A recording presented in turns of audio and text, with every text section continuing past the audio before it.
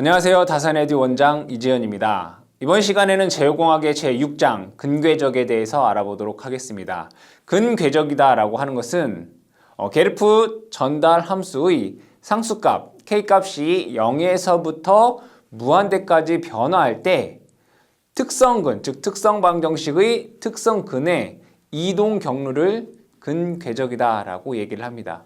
이 근궤적도 마찬가지로 안정과 불안정을 판단하는 하나의 지표가 되겠죠. K값에 의해서, 즉 K값을 얼마로 했을 때는 이 제어계가 안정인지 또는 불안정인지를 판단할 수 있다라는 것입니다. 그럼 근궤적에 대해서 천천히 알아보겠습니다. 근궤적.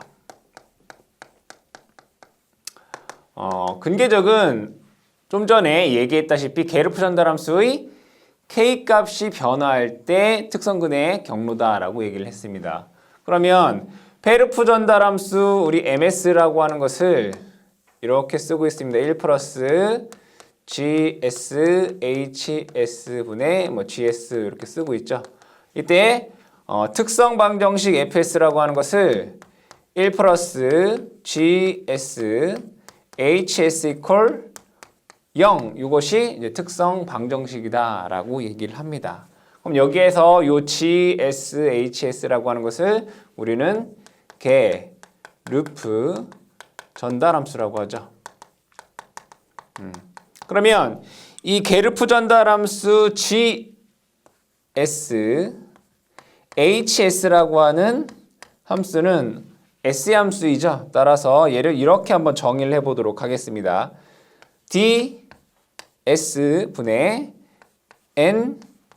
ns라고 쓰는데 여기에 상수값 k를 넣어보자 이거예요. 그러면 이 근궤적이라고 하는 것은 여기에 있는 요 k값이 0에서부터 무한대까지 변화했을 때의 특성근의 궤적이다라고 볼 수가 있습니다. 그러면 이 게르프 전달함수의 값을 0으로 만드는 걸 우리 뭐라고 할까요? 0점이라고 하죠. 그죠? 이 게르프 전달함수를 0으로 만드는 S값을 0점이다라고 합니다. 그럼 얘를 NS를 0으로 만드는 것을 우리는 0점이다라고 얘기를 하고요.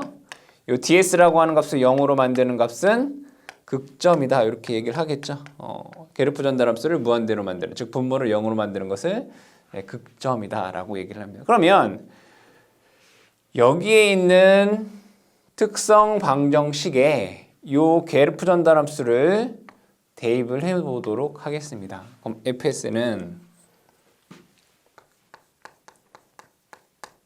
1 플러스 DS분의 K의 NS 이퀄 0 이렇게 되겠네요.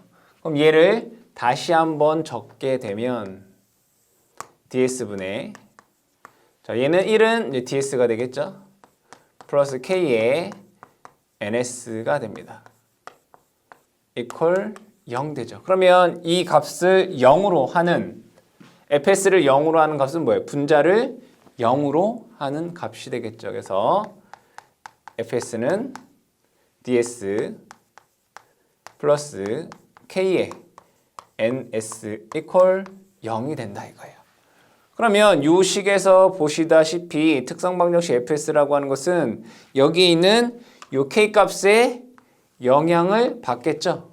이 K값을 0에서부터 무한대까지 변화시키게 되면 특성근의 값이 변화하더라. 그 경로를 근궤적이다라고 합니다. 이게 근궤적의 정의가 되겠죠. 자, 이렇게 말로 설명해서는 여러분들이 이해하기가 어렵기 때문에 예제를 통해서 근궤적을 한번 그려보도록 하겠습니다. 게르프 전달함수 GS, HS가 이러한 함수다라고 보도록 하겠습니다. S에 S 플러스 2에 K다라고 쓸 수가 있습니다. 그러겠죠? 자, 그럼 여기에서 얘를 보시게 되면 요거는 GS, HS, 얘는 DS다라고 볼 수가 있고요. 여기 보시면은 NS는 1 이렇게 볼 수 있잖아요. 그쵸? 그럼 요 식에 그대로 대입을 해보시면 FS는 자, ds, s에 s 플러스 2 플러스 k에 ns는 1이잖아요. equal 0 이렇게 쓸 수가 있습니다. 그럼 여기에서 전개를 해볼까요? s제곱 플러스 2s 플러스 k equal 0 이렇게 쓸 수 있겠죠.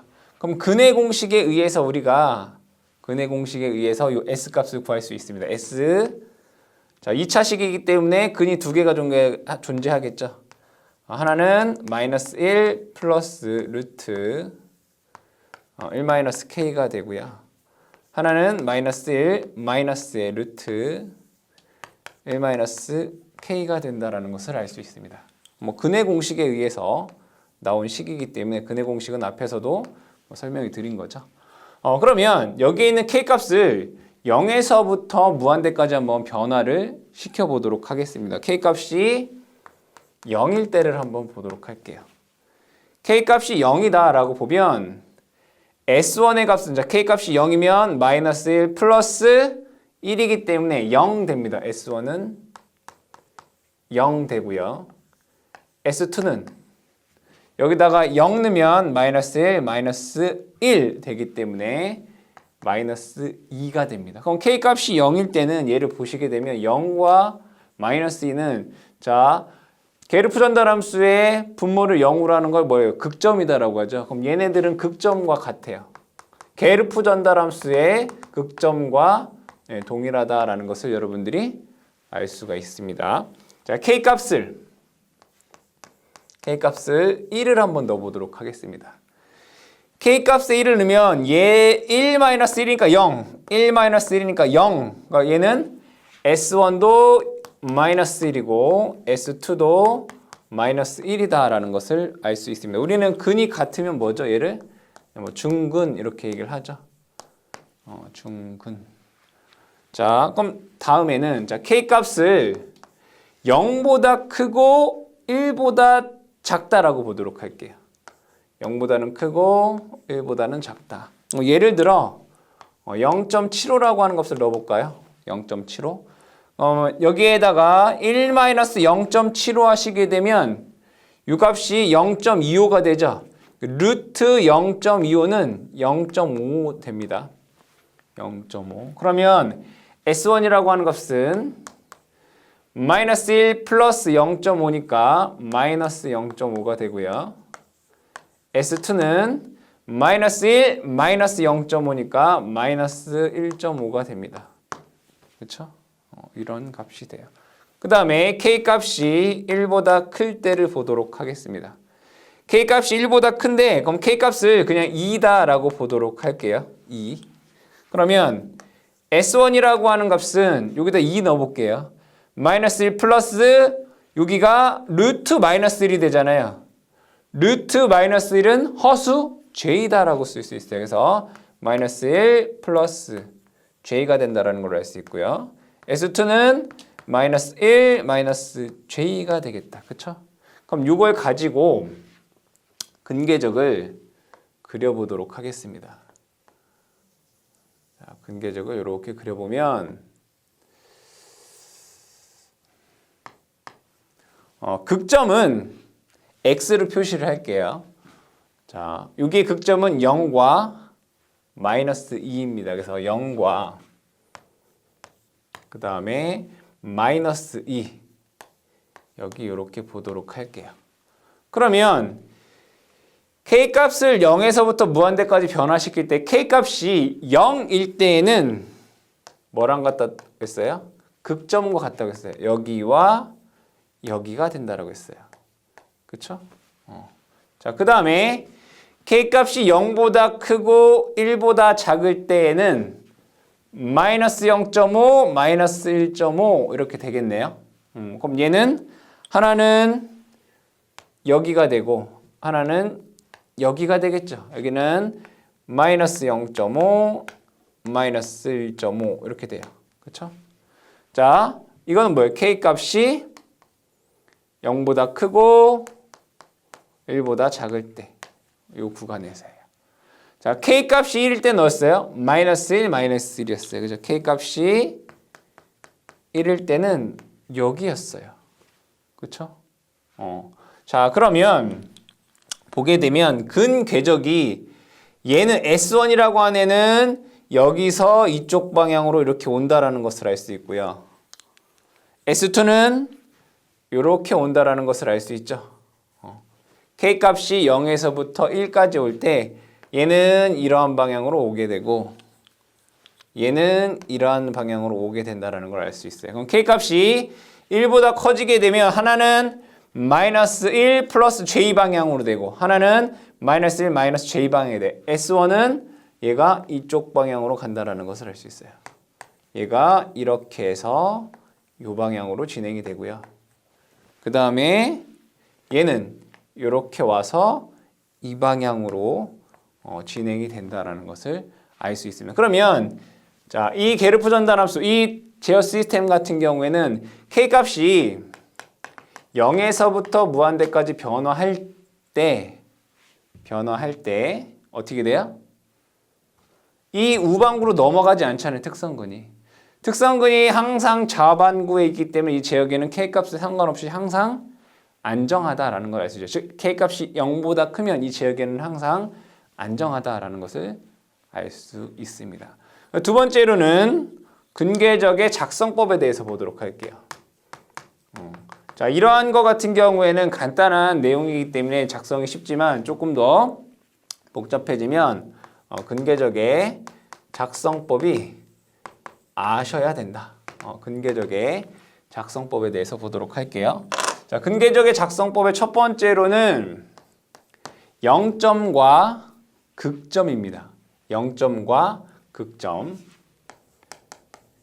0점과 극점에 대해서 한번 알아보도록 하겠습니다. 얘도 마찬가지로 예를 들어 설명을 해보도록 할게요. 자, 어떠한 전달함수 GS가 이렇게 돼 있다라고 보도록 하겠습니다. GS, HS라고 하는 값이 S에 S 플러스 1, S 플러스 2, 플러스 J, S 플러스 2 마이너스 J다라고 되어 있고 분자에는 S의 제곱 플러스 S의 제곱 S 플러스 3이다라고 되어 있다라고 보도록 할게요. 자, 그럼 여기에서 0점이라고 하는 것은 분자를 0으로 만든 S값이고 극점이라고 하는 것은 분모를 0으로 만든 S값이죠. 그래서 0점 볼게요. 0점은 우리가 G라고 쓰죠. G. 0점의 개수를 보시게 되면 얘가 3차식이잖아요. 하나, 둘, 셋. 그래서 3개가 있다라는 것을 알 수 있고요. 그 값이 0, 그 다음에 마이너스 3. 극점 볼게요. 극점은 폴이라고 해서 P라고 쓰고 개수를 볼게요. 하나, 둘, 셋, 4개가 있어요. 그죠? 맞아요? 4개가 있다. 여기 S 하나 뺄까요? 3개. 그럼 얘는 뭐가 있어요? 하나, 둘, 3개이고 마이너스 1. 여기는 마이너스 2 마이너스 J. 여기는 마이너스 2 플러스 J가 극점이 된다라는 것을 알 수 있습니다. 극점의 값과 극점의 개수를 여러분들이 알아두셔야 된다. 자, 그 다음에 두 번째 근궤적의 출발을 보도록 할게요. 근궤적의 출발. 근궤적의 출발이라고 하는 것은 K값이 0일 때를 의미하는 거죠. 세 번째, 근궤적의 도착점이 어디냐? 그럼 K값이 무한대일 때를 의미하는 거예요. 그럼 이 내용을 여러분들이 아시기 위해서 아까 특성 방정식 fs는 ds 플러스 k에 ns 이퀄 0이다라고 썼어요. 그렇죠? 그럼 얘를 0으로 만드는 값을 우리는 극점이다라고 했고 얘를 0으로 만드는 값을 0점이다라고 얘기했어요. 왜? 게르프 전달함수 GS, HS가 이렇게 썼잖아요. ds분의 k에 ns 이렇게 썼잖아요. 그렇죠? 자, 그러면 근계적의 출발은 k값이 0일 때라고 했어요. 그럼 얘가 0 되잖아요. k값이 0이면. 그러면 fs는 ds 이퀄 0이 되겠죠. 그러면 어디가? 극점에서 출발한다는 걸 알 수 있어요. k값이 0이기 때문에 이 값은 0이란 말이에요. 그러면 이 식을 만족하는 s값은 뭐예요? 극점이란 말이에요. 그래서 근계적의 출발은 극점에서 출발을 하고요. 근계적의 도착은 k값이 무한대예요. 그럼 여기 보시면 얘도 0이어야 되고 k값이 무한대니까 ns는 무조건 뭐여야 돼요? 0이어야지 이 식을 만족할 수 있단 말이에요. k값이 무한대이기 때문에 ns는 무조건 0이어야 돼요. 그게 뭐예요? 0점이 들어가야 된대요. 도착은 어디에서? 0점에서 도착이 돼요. 또는 어떤 무한한 원점에서 근계적이 도착하더라. 예제를 여기 보시게 되면 얘는 극점에서 출발을 했고요. 무한한 원점에서 얘네들이 끝났죠. 그래서 근계적의 출발은 극점, 도착은 0점이다라는 거 기억을 해두시고요. 세 번째로는 근계적의 네 번째인가요? 네 번째가 근계적의 수예요. 네 번째는 근계적의 수.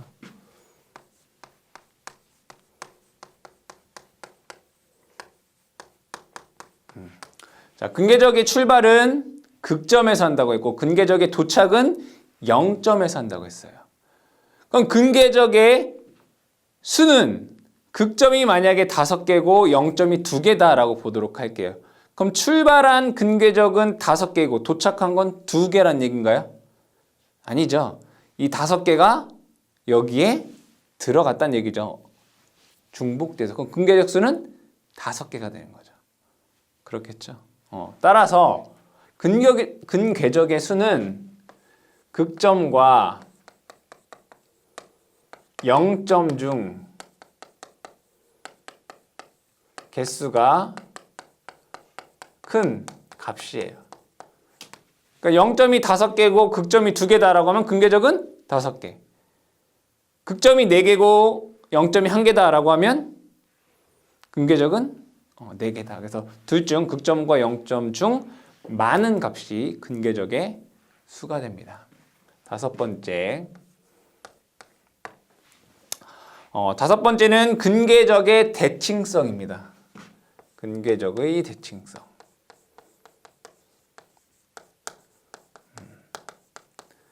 근계적의 대칭성은 자, 이건 좀 전에 예제로 봤던 요거 보도록 할게요. 얘를 보시게 되면 요 그림에서 보시게 되면 근계적이 얘는 요렇게 출발해서 요렇게 오게 되고요. 얘는 여기서 출발해서 얘가 요렇게 돼요. 그러면 이 근계적이 이 실수축, 얘가 이제 실수축이 되고 얘가 허수축이 되죠.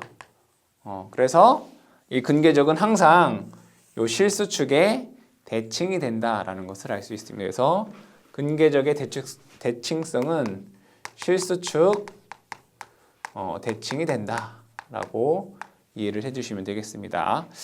자, 그 다음에 여섯 번째 근계적의 범위. 이 근계적의 범위라고 하는 것은 근계적이 어디에 존재하느냐 이거예요. 이거는 공식을 알아두시면 돼요. 0점의 개수와 극점의 개수를 더해요.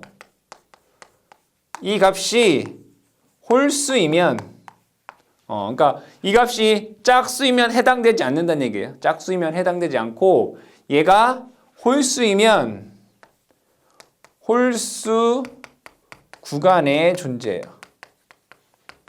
홀수 구간에 존재한다. 이것도 예를 들어서 한번 설명을 해보도록 하겠습니다. 예를 들어 게르프 전달함수 GSHS의 값이 S에 S 플러스 1, S 플러스 2, S 플러스 3분의 이렇게 할까요? S 플러스 2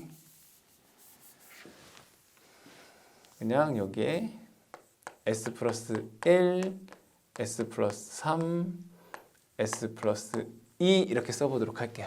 게르프 전달함수가 S 플러스 1, S 플러스 3분의 S 플러스 2 그럼 얘를 S평면을 보시게 되면 여기는 극점이죠. 마이너스 1, 마이너스 3 그래서 마이너스 1, 마이너스 2, 마이너스 3 이렇게 봤을 때 마이너스 1, 마이너스 3은 극점이에요. 극점 X 이렇게 표시를 해볼게요. 그 다음에 마이너스 2가 0점이죠. 그럼 동그라미로 이렇게 표시를 해보도록 하겠습니다. 그럼 얘네들이 하나, 둘, 세 개니까 홀수란 얘기잖아요. 그렇죠? 그럼 얘를 구간을 이렇게 나눠볼게요. 이렇게, 이렇게, 이렇게. 그러니까 좌측부터 얘가 1번, 2번, 3번, 4번 이렇게 돼요. 이때 홀수 구간에만 근궤적이 존재한다 이거예요. 그래서 근궤적은 어디서 출발해요? 극점에서. 얘는 근궤적이 이렇게 이동한다는 얘기고요. 얘는 여기서 이렇게 이동한다는 얘기예요. 그러니까 근궤적이 여기에는 존재하지 않는다는 얘기예요. 여기 1번과 3번에 존재한다. 그러니까 근궤적의 범위는 0점과 극점의 개수가 홀수인 경우에 홀수 구간에 꼭 근궤적이 존재하더라. 이런 얘기입니다. 짝수일 때는 이게 적용되지 않는다라는 것 뿐입니다. 그래서 여러분들이 이 내용도 기억을 해 주셔야 되겠습니다. 일곱 번째랑 여덟 번째를 같이 한번 해보도록 하겠습니다. 일곱 번째는 근궤적 점근선 각도. 그 다음에 여덟 번째가 근궤적 점근선 교차점. 여기에서 이 점근선이라고 하는 것은 근궤적이 가는 경로의 가이드라인이다라고 보시면 돼요. 만약에 이 점근선이 이렇게 돼 있다라고 해보면 이 근궤적은 얘를 따라서 이렇게 간다는 얘기예요. 이렇게. 그러니까 얘는 이거를 우리가 점근선이라고 해요. 점근선. 근궤적이 가는 실제 경로의 뭐라는 얘기? 가이드라인을 요 점근선이다라고 해요. 그럼 얘가 점근선의 각도가 있고요. 점근선이 서로 교차하는 점에 포인트도 있다 이거예요. 그래서 점근선 각도, 점근선 교차점을 구할 건데 먼저 점근선의 개수가 어떻게 되느냐? 점근선의 개수는 극점에서 0점을 뺀 거 개수만큼 존재해요. 극점에서 0점을 뺀 것만큼. 왜냐하면 대부분 극점이 0점보다 많습니다. 그러니까 두 개의 차만큼 존재를 한다.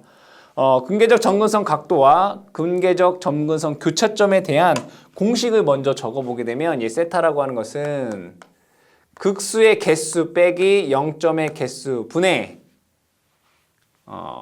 2k-1의 파이가 되고요. 여기서 k라고 하는 값은 0, 1, 2, 점점점 해서 p-g-1까지 존재를 하게 돼요.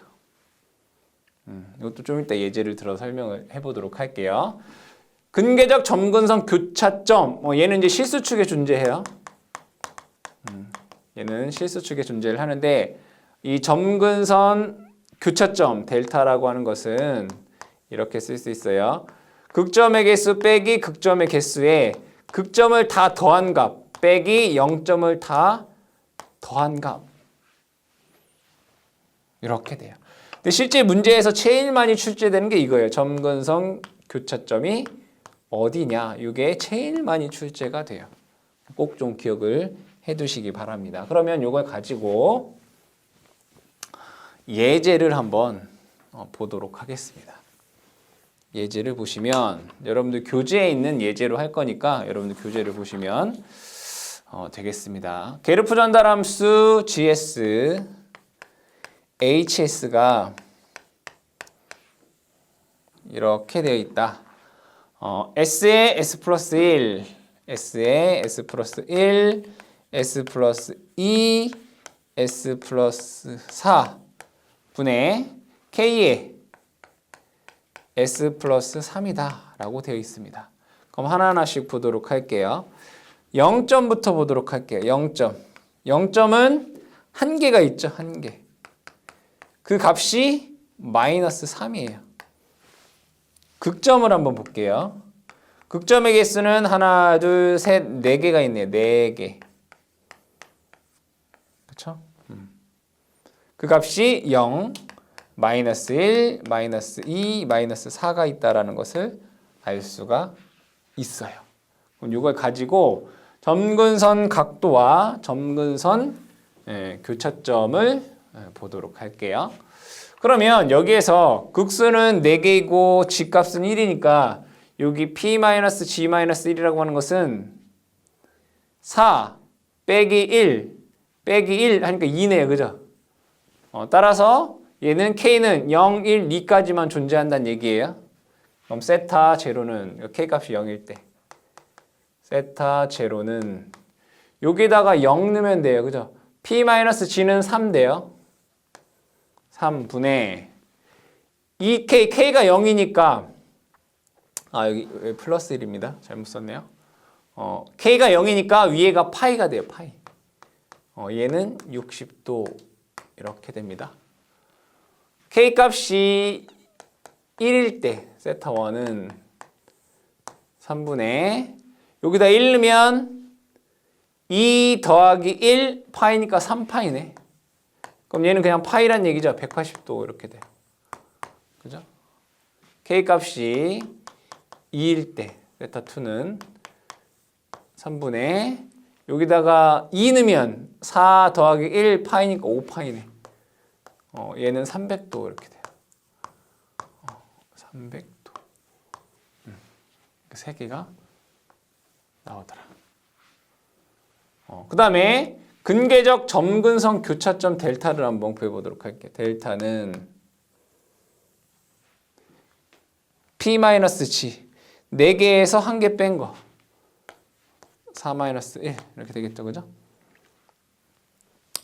극점을 다 더한 거 얘를 다 더하면 마이너스 7 나와요. 빼기 0점은 마이너스 3이에요. 요거 계산해 보면 마이너스 3분의 4 이렇게 나와요. 그럼 요걸 가지고 한번 해보도록 하겠습니다. 쭉 해서 마이너스 4, 마이너스 3, 마이너스 2, 마이너스 1, 0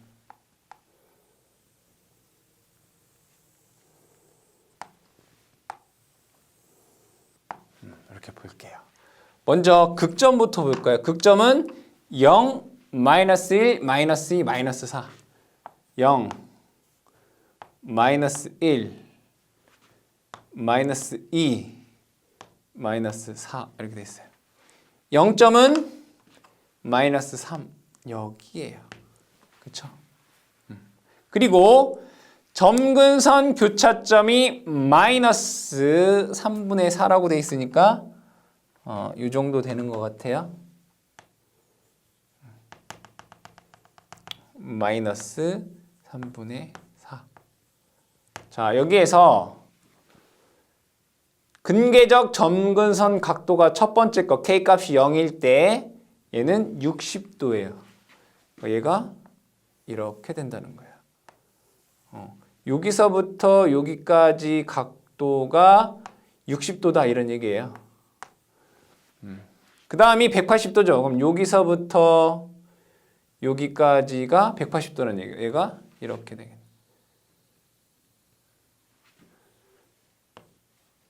그렇죠? 그 다음에 300도짜리 있죠? 얘가 이렇게 되겠네요. 얘가 이렇게 여기서부터 이만큼이 300도를 의미하는 거예요.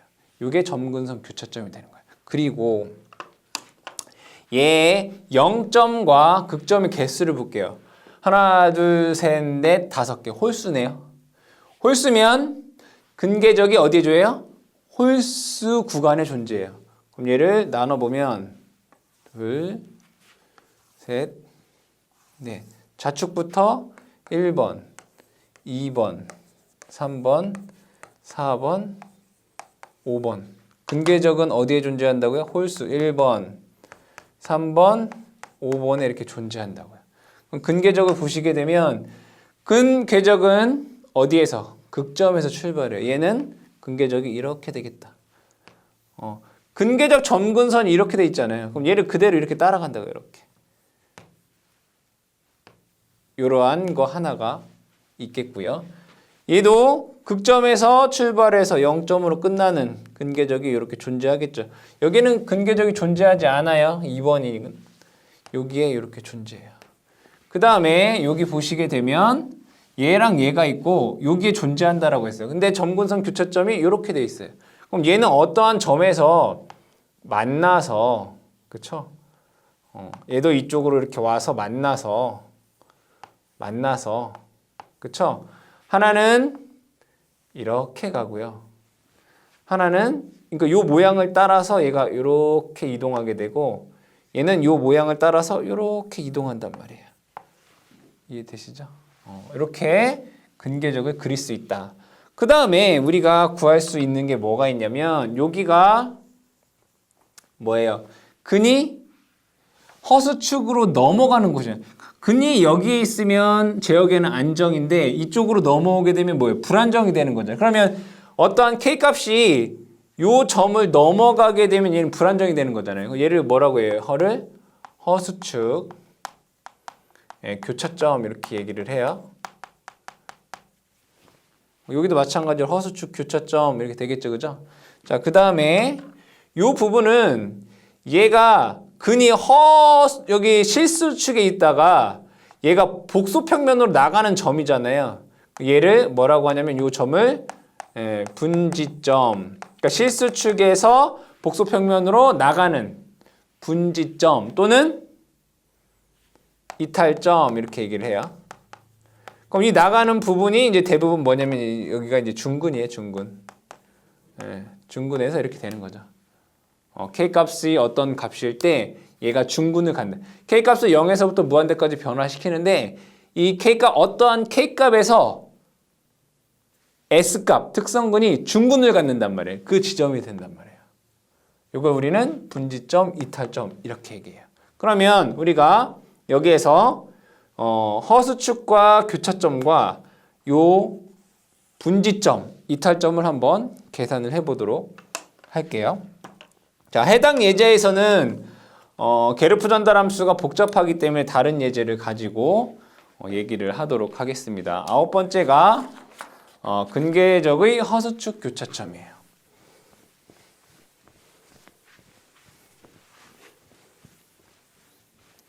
아홉 번째는 근계적의 허수축 교차점. 이 특성근이 허수축에 딱 만난다라고 하는 것은 S평면상에서 이 특성근이 좌반구에 있을 때는 안정, 우반구에 있을 때는 불안정이다 라고 얘기를 했습니다. 그때 얘가 특성근이 요 허수축에 있다라고 하는 것은 안정도 아니고 불안정도 아닌 어떤 임계 안정이다. 임계 안정이다 라고 얘기할 수 있단 말이에요. 그러면 임계 안정이다 라고 하는 것은 우리가 제역의 안정과 불안정을 판단하는 게 뭐가 있었네? 루스 판별법이라는 게 있었죠. 그죠? 루스 판별법이라는 게 있습니다. 그럼 이 루스 판별법은 루스표의 제1열의 부호가 변하지 않으면 안정이고 변하면 불안정이었습니다. 그죠?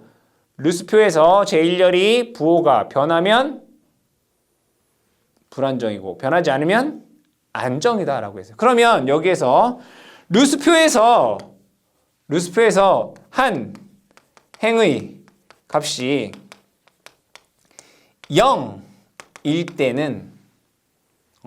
때는 얘가 우리는 임계 안정이다라고 얘기할 수 있어요. 그러면 이 임계 안정에서 보조 방정식에 의해서 우리가 S 값을 구할 수 있습니다. 이거는 공식이니까 여러분들이 암기를 해주시면 됩니다. 예제를 한번 보도록 하겠습니다. 여러분들 교재에 있습니다. 게르프 전달함수 GSHS가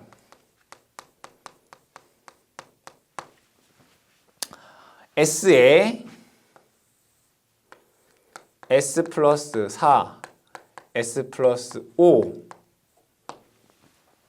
분의 K에서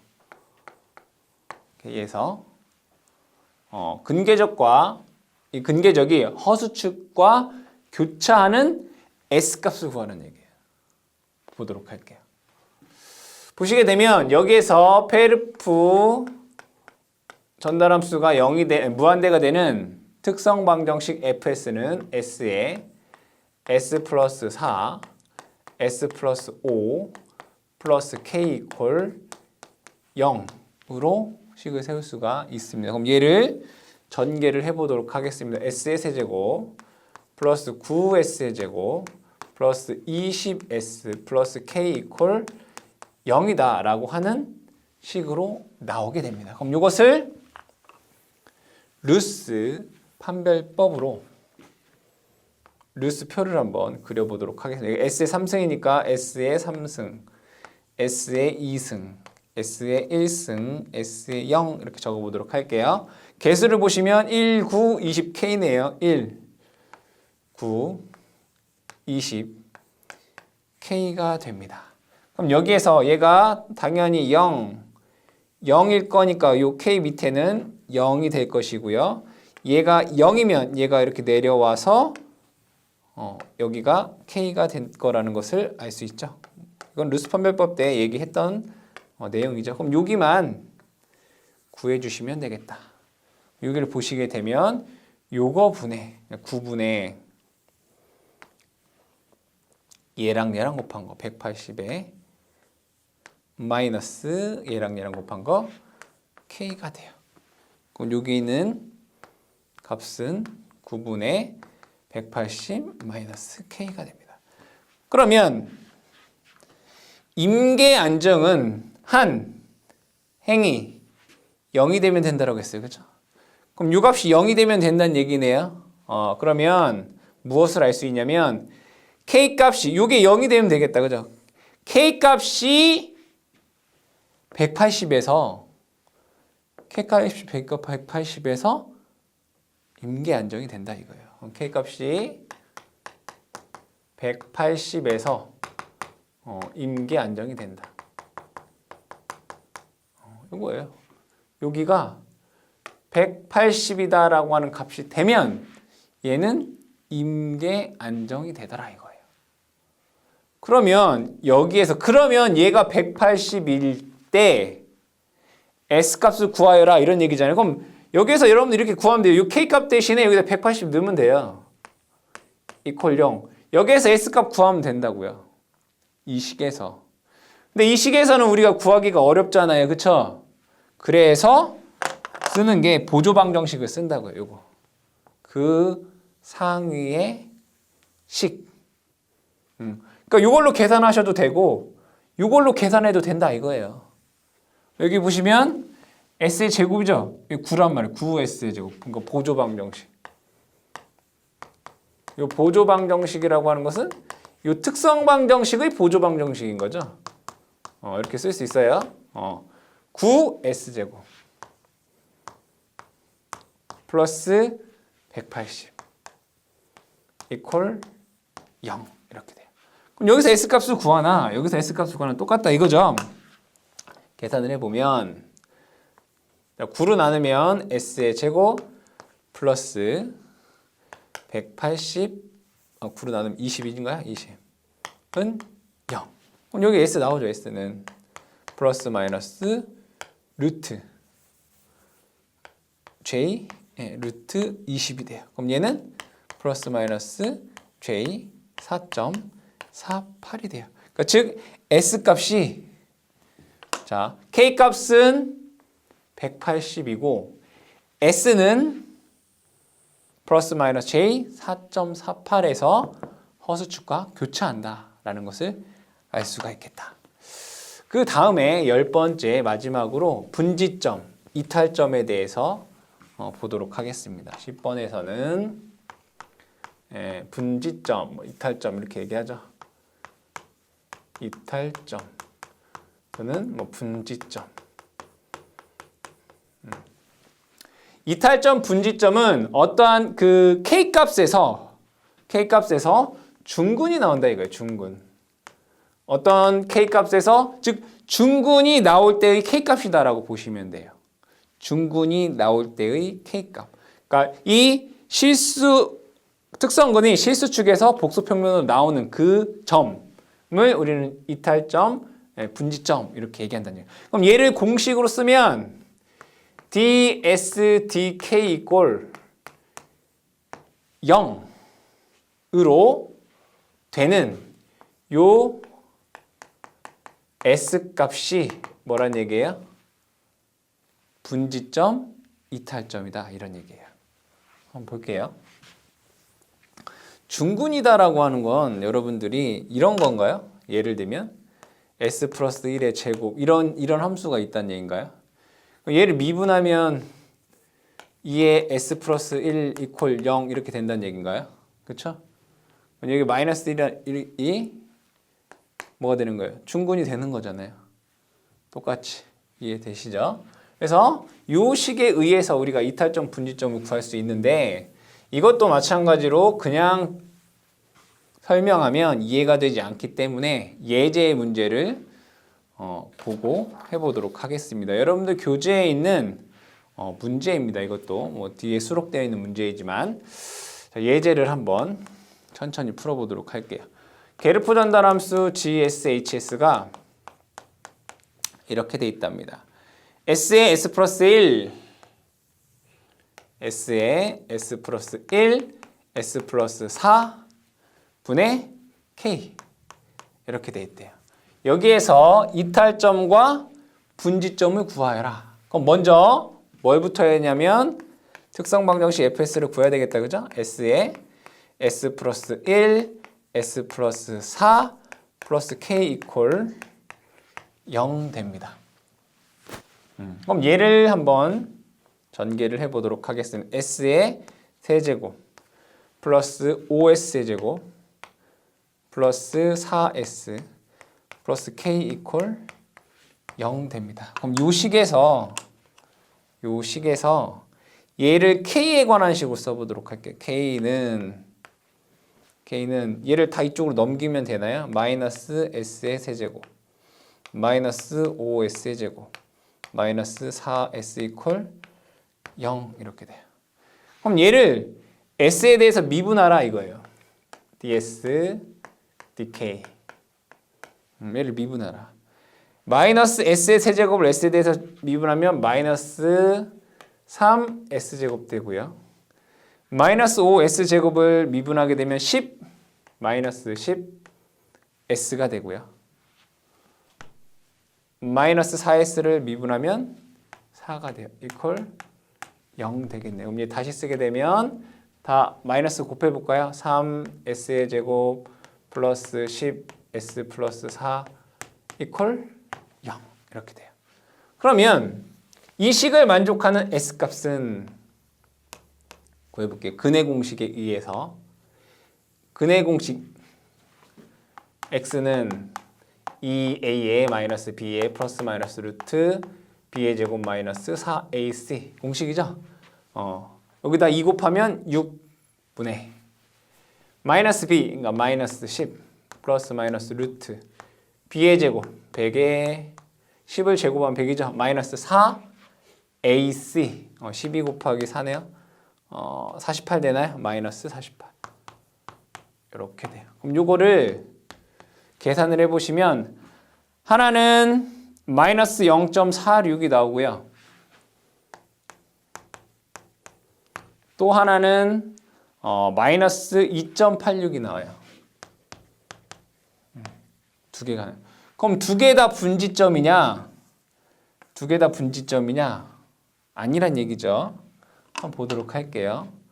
여기서 지금 극점이 0, 마이너스 1, 마이너스 4예요. 0, 마이너스 1, 마이너스 2, 마이너스 3, 마이너스 4 이렇게. 마이너스 2, 마이너스 3, 마이너스 4 볼게요. 극점이 어디예요? 0, 마이너스 1, 그 다음에 마이너스 4 여기에요. 그러면 얘가 개수가 하나, 둘, 세 개 홀수네요. 홀수면 홀수 구간에만 근궤적이 존재한다라고 했어요.